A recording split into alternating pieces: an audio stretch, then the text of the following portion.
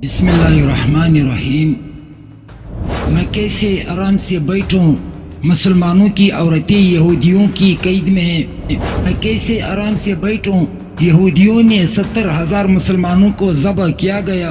میں کیسے آرام سے بیٹھوں، مسلمانوں کا مقدس جگہ یہودیوں کی قبضے میں ہے۔ میں کیسے آرام سے بیٹھوں، مسلمانوں کی عورتیں اور بچے یہودیوں کی قید میں ہیں۔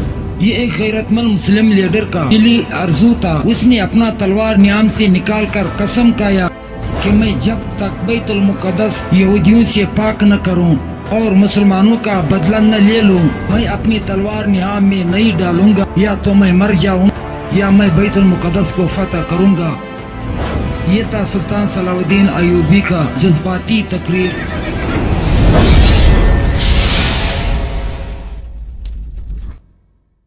سلطان صلاح الدین ایوبی کا تعلق ایک کرد قوم سے تھا۔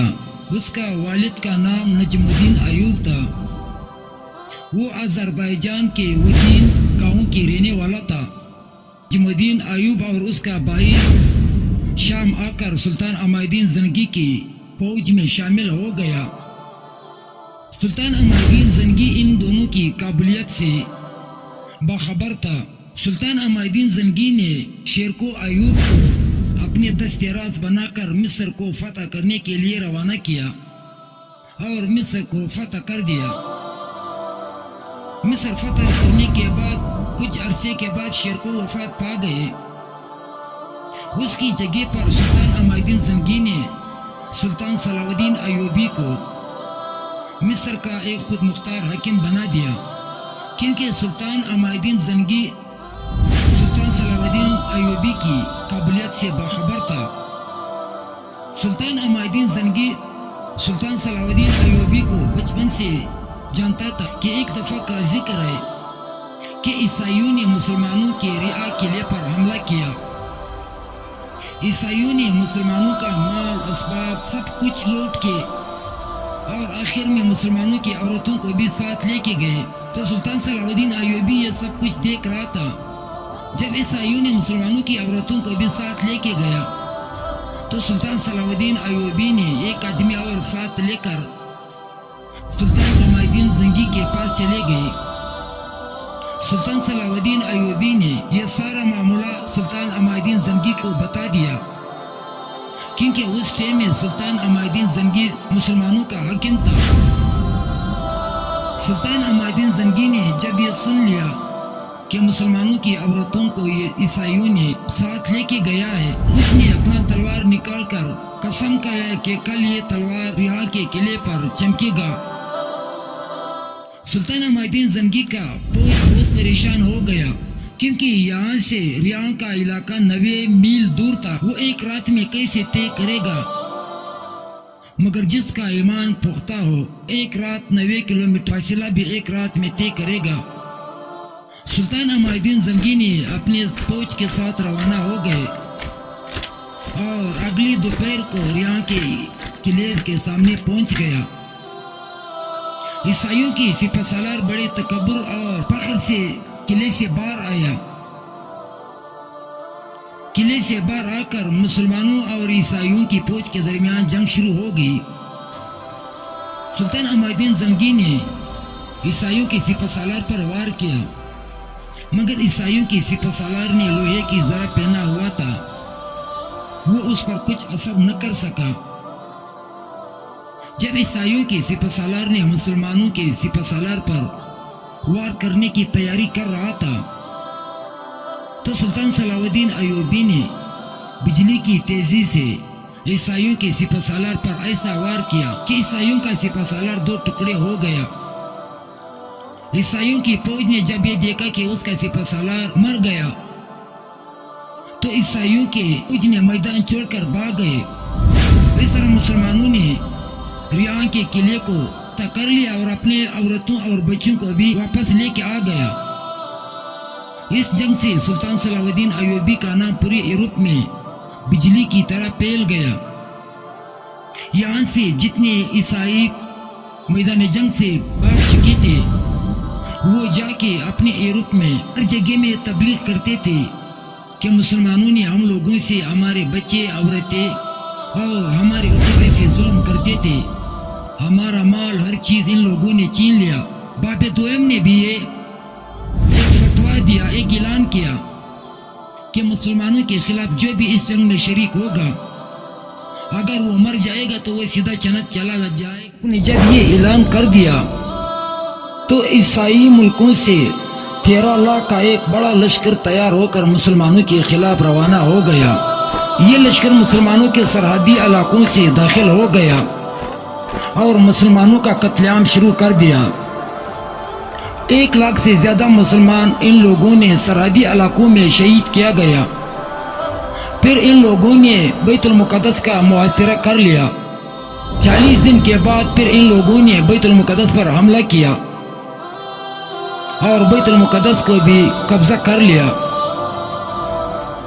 بیت المقدس میں اتنے مسلمانوں کو شہید کیا گیا کہ پانی کی ندیوں میں خون بہہ رہا تھا.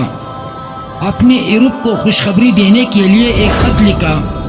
اس خط میں اس نے یہ لکھا تھا کہ اگر آپ اپنے دشمن کا انتقام دیکھنا چاہتے ہو تو وہ کچھ اس طرح ہے کہ ہمارے فوج جب بیت المقدس کے اندر داخل ہو گئے تو مسلمانوں کی خون ہمارے فوجیوں کی گھٹنوں تک پہنچ گئے تھے. 70,000 مسلمانوں کو بیت المقدس کے اندر ذبح کیا گیا. یہودیوں نے ایسا ظلم کیا کہ تاریخ میں نہ پہلے ہوا تھا نہ قیامت تک ایسا ظلم ہوگا. زمین جتنا بھی زمین تھا سب خون سے لال تھا. عیسائیوں نے عربیوں کو پکڑ کے بڑے بڑے برجوں اور بلڈنگوں سے نیچے پھینکا گیا. مسلمانوں کی عورتوں اور بچوں کو کھلے میدانوں میں جانوروں کی طرح گھسیٹا گیا. مسلمانوں کا ایسا قتل عام کیا کہ لاکھوں مسلمان شہید ہو گئے.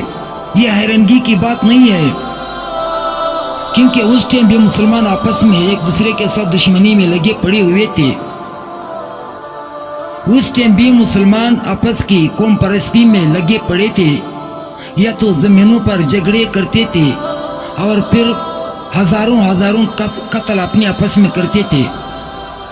بعض تو ایسے بھی آ گئے جو عیسائیوں سے مدد مانگ کے مسلمانوں کے خلاف استعمال ہوتے تھے. ایسے بھی منافق مسلمان تھے جو اپنے بچوں کو اور اپنے مال و اسباب عیسائیوں کے سامنے پیش کرتے تھے تاکہ ہم عیسائیوں کو خوش کریں اور عیسائی ہماری مدد کرے. ہم اپنے مسلمان بھائی کو یا قتل کر لے یا ان کے ساتھ دشمنی کر لے. بالکل آج جیسے تاریخ میں لکھا ہوا ہے جو حالات اس ٹائم میں تھا وہ حالات آج بالکل آج کل کی حالات ہے. مسلمان آپس میں ایک دوسرے سے نفرت کرتے تھے تو اس وجہ سے عیسائیوں نے مسلمانوں کے اوپر قبضہ کر لیا. تاریخ میں کبھی بھی عیسائیوں نے مسلمانوں کو میدان جنگ میں شکست نہیں دیا ہے. ہر وقت مسلمان جب آپس میں کمزور ہو چکے ہوتے ہیں پھر عیسائی اس کے اوپر حملہ کرتے ہیں. عیسائیوں نے 40 سال تک مسلمانوں پر ایسا ظلم و ستم کیا کہ کوئی مسلمانوں کا لیڈر اٹھ کھڑا بھی نہیں ہو سکتا تھا. جو مسلمانوں کا لیڈر اٹھتا تھا اس کو قتل کر دیتا تھا. 40 سال کے بعد پھر ایک مرد مجاہد اٹھ کھڑا ہوا جس کا نام تھا سلطان عماد الدین زنگی. اس نے یہودیوں کے خلاف ایسا جنگ شروع کیا کہ سب سے پہلے اس نے اپنے منافقین کو سزائے موت دیا. ان لوگوں کا سر قلم کیا جس نے بھی یہودیوں کا مدد عیسائیوں کا مدد کیا تھا ان سب کا سر قلم کیا اور یہودیوں کے خلاف اعلان جنگ شروع ہو گیا. آرام سے مسلمانوں نے 1-2 چھوٹے ذریعے قبضہ کر لیا. پھر سلطان عماد الدین زنگی اچانک اس کا وفات ہو گیا. اس کا وفات ہوتے ہی پھر اس کا جھنڈا سلطان صلاح الدین ایوبی نے ہاتھ میں لیا اور یہ جذباتی خطاب کیا کہ میرا تلوار اس ٹائم تک نیام میں نہیں ڈالے گا جب تک میں مسلمانوں کا انتقام نہ لے لوں.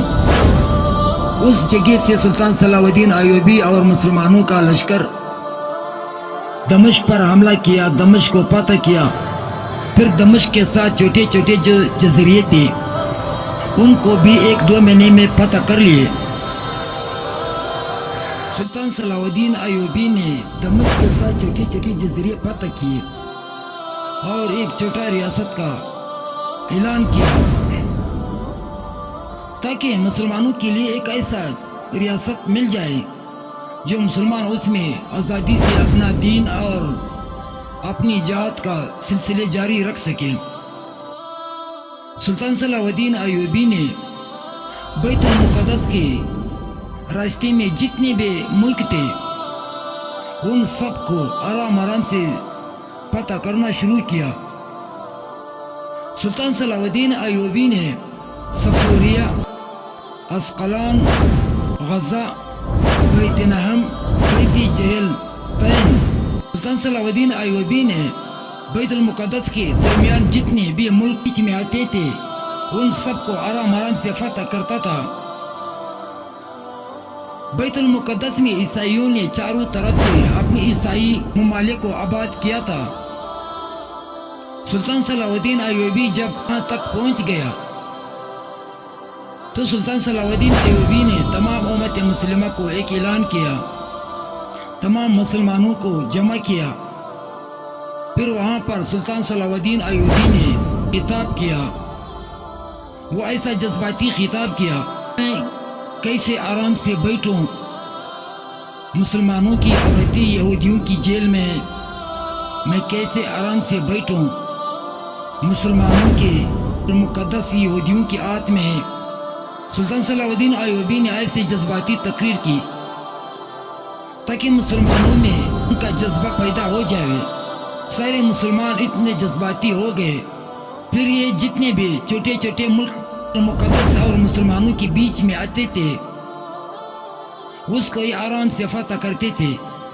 بہت سے ایسے قلعے بھی تھے جو سلطان صلاح الدین ایوبی کا نام سن لیتا کہ وہ آنے والا ہے تو وہ خود سے تسلیم ہو کر اپنا قلعہ اس کے حوالے کرتا تھا، حتیٰ کہ سلطان صلاح الدین ایوبی بالکل بیت المقدس کے سامنے پہنچ گیا۔